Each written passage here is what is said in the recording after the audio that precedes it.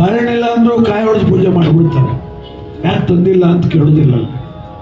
ಆದರೆ ನಂಬಿಕೆನೇ ಇಲ್ಲದೆ ಮಾಡಿಸೋ ಪೂಜೆ ಎಲ್ಲಕ್ಕೆ ಸೇರ್ತದೆ? ಅದು ನಂಬಬೇಕು, ಪರಮಾತ್ಮನ ನಂಬದಿದ್ದರಿರಬೇಕು.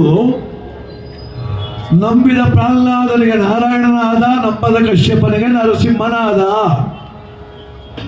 ದೇವ್ರು ನಂಬೇಕಂತಿಲ್ಲ, ಸುಮ್ಮನಿರ್ಬೇಕಂತೆ. ಪ್ರಹ್ಲಾದ ನಂಬಿದ್ದ, ಅವನಿಗೆ ನಾರಾಯಣ. ಅವರಪ್ಪ ನಂಬಲಿಲ್ಲ, ಅವನು ಕಶ್ಯಪ. ನಂಬಿದವನಿಗೂ ಕಂಡ, ನಂಬದಿದ್ದವನಿಗೂ ಕಂಡ. ಈಗ ಅವ್ನು ನಂಬಲೇ ಇಲ್ಲಪ್ಪ, ಅವನಿಗೂ ಕಂಡ. ಅವನು ಈ ಅರ್ಧಂಬರ್ಧ ಸೆಂಟ್ರ್ ಪೀಸ್ ಎಲ್ಲ ಆಗಬಾರ್ದು. ಇದ್ದನೋ ಇಲ್ವೋ, ದೇವರಿದ್ದನೋ ಇಲ್ವೋ, ಡೌಟು ಬಂದ್ಮೇಲೆ ಡೌಟು. ಏನು ದೇವಸ್ಥಾನ ಹೆಂಗೆ ಕಟ್ಟವ್ರು, ಎಷ್ಟು ಖರ್ಚಾಗಿರ್ಬೇಕು ಅಂತ ಇವ್ರು ಬಂದು ಯಾಕಪ್ಪ ತಲೆನೋವು, ಏನು ಕೊಟ್ಟಾಗದ ಶಿವ ಉಮೇಶ್ ಆಡ್ತವ್ರ ಕೇಳ್ಕೊಂಡು ಹೋಯ್ತಿರ್ಬೇಕು. ಸುಮ್ಮನೆ ಎಷ್ಟಿರ್ಬೋದು ನಮ್ಮ ದುಡ್ಡು, ಎಷ್ಟು ಉಳಿಸ್ಬೋದು ನಿನಗೆ ಇವನು ಅಂತ ಅವ್ರ ಪ್ಲಾನ್. ಈ ಅವಶ್ಯಕತೆ ಇಲ್ಲ ರೀ ಅದು. ನಾಗರಾಜಣ್ಣವ್ರು ಯಾಕೆ ಹಿಂಗೆ ಊಟ ಆಗ್ತವ್ರೆ ಅಂತ ಕೆಲವು ಡೌಟ್. ಸುಮ್ಮನೆ ಊಟ ಮಾಡ್ಬೇಕಲ್ವಾ, ಊಟ ಮಾಡಪ್ಪ ಶಿವ ಈ ಡೌಟು ಬಹಳ ಕಷ್ಟ ಆದರೆ. ಯಾಕೆ ಅಂದರೆ ನೋಡಿ, ಮನುಷ್ಯನಿಗೆ ಅತ್ಯಂತ ಭೀಕರವಾದ 2 ಕಾಯಿಲೆ ಅವೆ. ಒಂದು ಭಯ, ಇನ್ನೊಂದು ಅನುಮಾನ. ಇವೆರಡು ಬಿಡ್ಬಿಡೋದು ಸಾಕು. ನಾವು ಭಯ ಮತ್ತು ಅನುಮಾನ ಅನ್ನೋ 2 ಕಾಯಿಲೆ ದೂರ ಇದ್ರೆ ನಾವು ಇಡೀ ಜೀವನ ಪೂರ ಚೆನ್ನಾಗಿರ್ತೀವಿ. ಒಳ್ಳೇದು ಮಾಡ್ಬಿಡ್ತೀವಿ ಅಂತೇನು ಆಯುಷ್ ಜಾಸ್ತಿ ಆಗ್ತದ? ಆಗಲ್ಲ, ಅದು ಇದ್ದಂಗೆ ಇರ್ತದೆ. ಈಗೆಲ್ಲ ಆಯುಷ್ ಜಾಸ್ತಿ ಮಾಡ್ಕೊಳ್ಳೋ ಪ್ಲಾನ್ ಮಾಡ್ತಾವ್ರೆ ಎಲ್ಲರೂ. ಈ ಮೊಬೈಲ್ ನೋಡಿ ನೋಡಿ ನೋಡಿ ಎಲ್ಲ MBBS ಮಾಡಾಕ್ಬಿಟ್ಟವ್ರೆ ಎಲ್ಲ. ಅವರವರೇ ಡಾಕ್ಟ್ರು. ಆ ಮೊಬೈಲ್ ತೆಗೆದ್ರ ಬರೀ ಸೊಪ್ಪಿನ ಡಾಕ್ಟ್ರ್ ಬರ್ತಾರೆ ನೋಡ್ರಿ. ನುಗ್ಗೆ ಸೊಪ್ಪು ತಿನ್ನಿ, ಕೀರೆ ಸೊಪ್ಪು ತಿನ್ನಿ, ಪಾಲಕ್ ಸೊಪ್ಪು ತಿನ್ನಿ, ಮೆಂತ್ಯ ಸೊಪ್ಪು ತಿನ್ನಿ. ಅವ್ರ ಮಾತು ಕೇಳ್ಕೊಂಡು ಆಡು ಕುರಿ ಮೇಯ್ದಂಗೆ ಮೇಯ್ತಾವ್ರ ಸೊಪ್ಪು. ಒಂದೊಂದು ತಟ್ಟೆ ತಿಂತಾರೆ ಸೊಪ್ಪು. ಭಾನುವಾರ ಬೆಳಗಾನ ಎಣ್ಣೆ ಹೊಡೆದ್ಬಿಟ್ಟು ಸೋಮವಾರ ಸೊಪ್ಪು ತಿಂದ್ರೆ ಉದ್ದಾರ ಆದರೆ ಎಲ್ಲಿಂದ ಮ್ಯಾಚ್ ಆಗ್ತದದು ನೋಡಿ. ದೇಹ ಚೆನ್ನಾಗಿಟ್ಕೋಬೇಕು, ಭಾಳ ಚೆನ್ನಾಗಿ ಕಾಣ್ಬೇಕು ನಾನು ಪ್ರಪಂಚಕ್ಕೆ ಅಂತೀವಿ. ಅಂತರಂಗ ಬೇಕಲ್ರಿ, ಅಂತರಂಗ ಬೇಕಲ್ಲ. ಯಾಕೆ ನನ್ನ ಚಂದ ಅಂತವ ಜಗತ್ ನೋಡ್ತದೆ, ಮೆತ್ತದೆ, ಬೈತದೇನೋ ಆಗ್ತದೆ. ಆದರೆ ನನ್ನಂತರಂಗ ಮಂಜುನಾಥೇಶ್ವರ ನೋಡ್ತಾನಲ್ಲ, ಅವನು ಮೆಚ್ಚುವನ. ಜಗ ಮೆಚ್ಚಿಸಲು ಹೊರಟರೆ ಹುಚ್ಚನಾಗುವೆ ಎಚ್ಚರ, ಮೆಚ್ಚಿಸುವುದಿದ್ದರೆ ಮೆಚ್ಚಿಸು ಅಚ್ಯುತನ ಅನಂತನ ಶ್ರೀಹರಿಯ. ಅವನು ಮೆಚ್ಚೋಬ್ಬ, ಮೆತ್ತನವನು. ಜನ ಅವರಲ್ಲಿ ಮೆಚ್ಚಲ್ರಿ, ಬಹಳ ಕಷ್ಟ. ಇಡೀ ಊರವ್ರ ಕೈಲಿ ಒಳ್ಳೇನು ಅನ್ಸ್ಕೋಬೇಕು ಅನ್ನಿಸ್ತಂತ ಒಬ್ಬನಿಗೆ. ಇಡೀ ಊರವ್ರು ನಾನು ಒಳ್ಳೇನು ಅನ್ಬೇಕು, ಏನು ಮಾಡಲಿ ಅಂತ ನಮ್ಮ ತ್ಯಾಗರಾಜ ಅಣ್ಣವ್ರು ಐಡಿಯಾ ಕೇಳ್ದ. ತ್ಯಾಗರಾಜ ಅಣ್ಣವ್ರು ಹೇಳಿದ್ರು, ಏನು ಮಾಡಿದ್ರು ಒಳ್ಳೇನು ಅನ್ನಲ್ಲಪ್ಪ, ಒಳ್ಳೊಳ್ಳೆಯವ್ರಿಗೆಲ್ಲ ಸರಿಯಾದ ಟೈಮಲ್ಲಿ ಕೈ ಕೊಡ್ತಾವ್ರು ಜನ.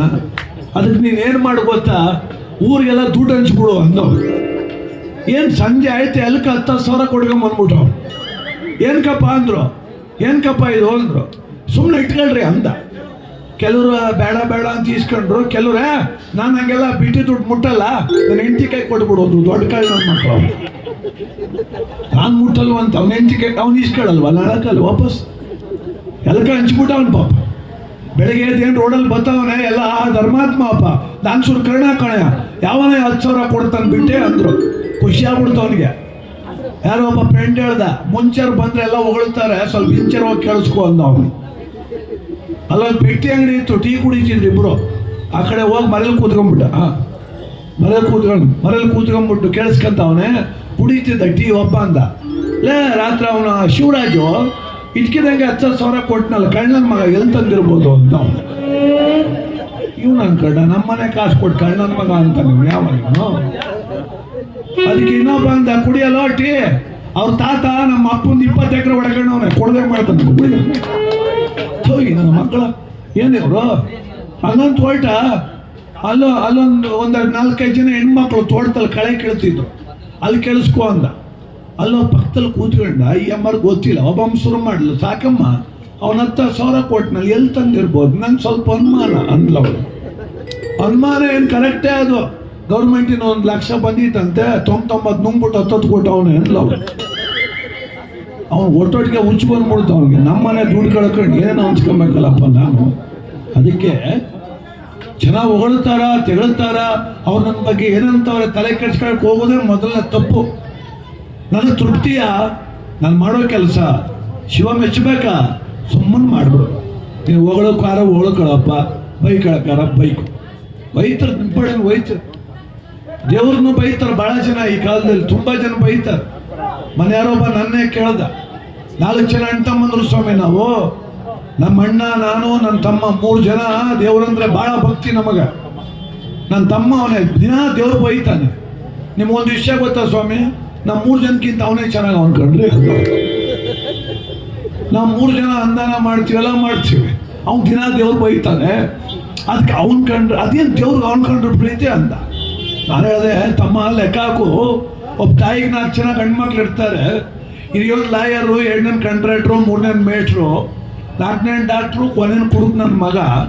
ಈಗ ಅಮ್ಮನ ಕೇಳೋ ಹೋಗಿ ನೀನು ಅವ್ರ ತಾಯಿನ ಯಾರ ಮೇಲೆ ಪ್ರೀತಿ ಅಂತ. ಆ ಕುಡುಕ್ ನನ್ನ ಮಗನ ಮೇಲೆ ಪ್ರೀತಿ ಕಣ. ಯಾಕೆ ಅಂದ್ರೆ ಇವ್ರು 4 ಜನ ಚೆನ್ನಾಗವ್ರೆ, ಅವನು ಹಾಳಾಗೋಯ್ತಾನೆ ಅಂತ ನೋಡ್ಕೊಂತವಳು ಅವಳು.